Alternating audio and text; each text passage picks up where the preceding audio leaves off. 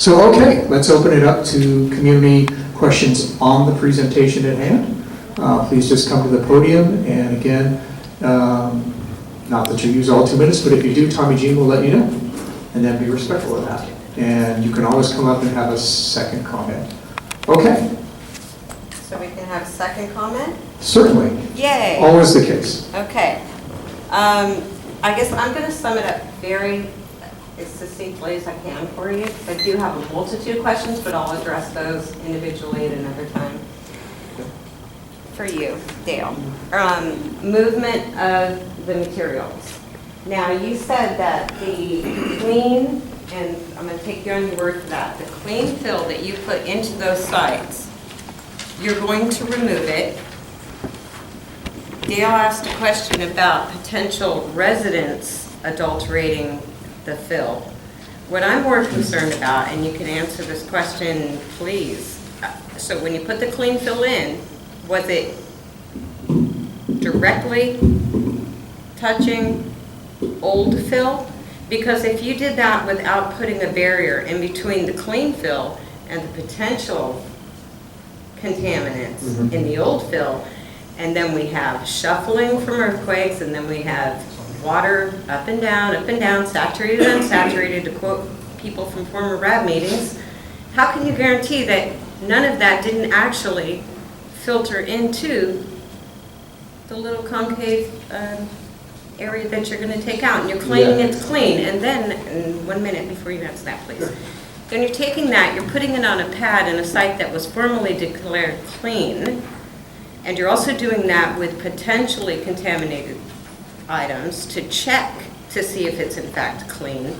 So what you're essentially doing is you're moving it from here to here, and if you find out, which we all know, previous claims of we will not find anything inside of units was false, you do not know what you're faced with. You could go into these padded areas, find something, and then whoa, lo and behold, you have now contaminated a formally claimed and approved by regulators a clean site. How can you do that? It's like site 6. Okay? It's now contaminated again. Okay, so let me do my best. There's going to be 2 sides I want to use. I'll start with this one. So you're correct. We did take into consideration the clean material that may be touching the sidewalls of the contaminated excavation, right? So we did take that into consideration, and that's this material here. It's in the brown buffer. I know I tried to make this graphic as best I could. This material here is the clean back, so this is all the clean backfill, okay? But the edges of that clean backfill, we admit, is in contact with the contaminated material. So that third category of material is going to a radiological screening yard to get screened. So we don't call that clean anymore. That's now needs to have further testing. So that's an extra conservative measure. We don't feel as though contamination on this sidewall would necessarily impact all this. But as a precautionary step, we are going to process all that material. It's a lot of material. We're taking that 1 foot buffer area out first, throwing that on the radiological screening yard, and then now we've isolated everything on the interior that has no potential of touching anything. Theoretically. Because as we all know, the wind, you're working over here, you have sites over here. Your air monitors are lovely, except they're not in our homes. We are continuously contaminated with the dust that gets blown up from West Side Drive, gets filtered through our buildings, and so by the time you read the air on the east side of this island, we have pretty much absorbed all of the flow of that dust.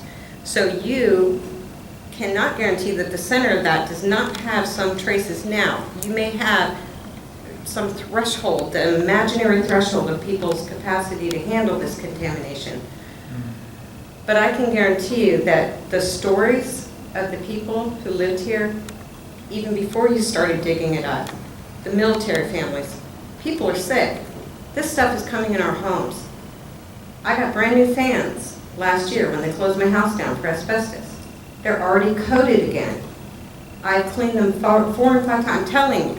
And the asbestos issue, Okay, so you're removing things, you're removing the concrete, you're doing whatever you have. Patricia McFadden, we've talked a number of times about this. I've asked you to go out and pick up all of this asbestos that I can readily touch. You've done nothing about it, it's still there. It's inside our homes as well. So Catherine, are you going to allow them to No, answer I the mean, question well, you presented you know what? before you go off the presentation, I appreciate please? that, but it's not off the presentation. It's It is. everything that was included in this extra large presentation, of which there are many, many, many points that we need to handle. And Okay. you should actually prepare yourselves to handle them. This is how we share with you what you need to know. This is the residents' opportunity to share with you what Understood. you need, the steps you need to take. Okay, I appreciate Okay. that. That's So what I right. can tell you, what we are doing, we are going to be taking this material out and screening it, okay? Mhm. So that material will go to radiological screening. All the solid waste from the outside of this excavation will also be removed, completely removed. What I also can tell you is that the material that went in here back in 2007 was clean material. So I can tell you that. Okay. I can also tell you that any dust that you're concerned about that may be coming off of that top of that excavation is also going to be monitored continuously during these operations. Okay. So those are the things I can tell you. Oh, and the Can we get the those red in our screening homes? pads are lined too. 'cause she Oh, said- yeah, so let me go to the next slide. I was going to mention that, I was going to go to another slide. I'm not sure which one it is. It's with the, picture. There it is. So this, Catherine, here, next one. Oh. So this is a radiological screening pad in a radiological screening yard. This pad, these are hay bales, the way they're constructed. It's pretty basic construction. These are hay bales lined on the inside with plastic, right? So that plastic is then burrito wrapped around those hay bales. So anything that's inside of that screening pad, if it were to rain for 4 days, it's not running off and contaminating this soil that's out here. And that's what this is designed to do. It is a containment structure. So that material does not, once it's laid out here and screened, it's completely contained. In addition to that, it's also within a radiologically controlled area. And remember, we said earlier, when we leave the radiologically controlled area, and these pads are removed and deconstructed and taken away, we then verify that the entire site is clean too. So even if in the event our engineering controls, meaning i.e. the impermeable barrier fails, we would have a secondary fallback. So question on that. If in fact you know that the perimeter of that square that you've designed is potentially contaminated, why are you working on the center first? Why are you not cleaning up the perimeter to assure that once you do that and then you go in and check that you are not in fact going to open it up, remove it, and then adulterate it? Like, why would you do the center when it's surrounded and potentially wind affected or animal carriage? I mean, you know, whatever, kids. Kids go in these sites, you guys, there's no way you're getting them out of there. They walk in them. So my issue is, you know, So I'm not, Chris, do you understand? No, I don't understand your point, Catherine. I don't believe Chris to does say either. that the center is clean, and yet you don't do anything to the outside first, it would make sense to clean your perimeter of that little protected area. Since you claim it's clean, why even open it up until you've done the outside of it? It seems like you're going backwards to go No. Do you forward. mean outside, Yeah, outside you're saying the that screening You're pad? saying when you remove the little hay bale with plastic coating, which the wind blows off, by the way, you're suggesting that once you remove that, you will then go and remediate or investigate the surrounding soil. Why not do that first to be assured that when you remove that pad, that you're not in fact adulterating the center? Okay, yes, okay, I think I know where you're going. So Site 32, for instance, we don't have radiological screening pads out there today. In a couple weeks, we will, because we'll be building our spy pads, this activity will occur.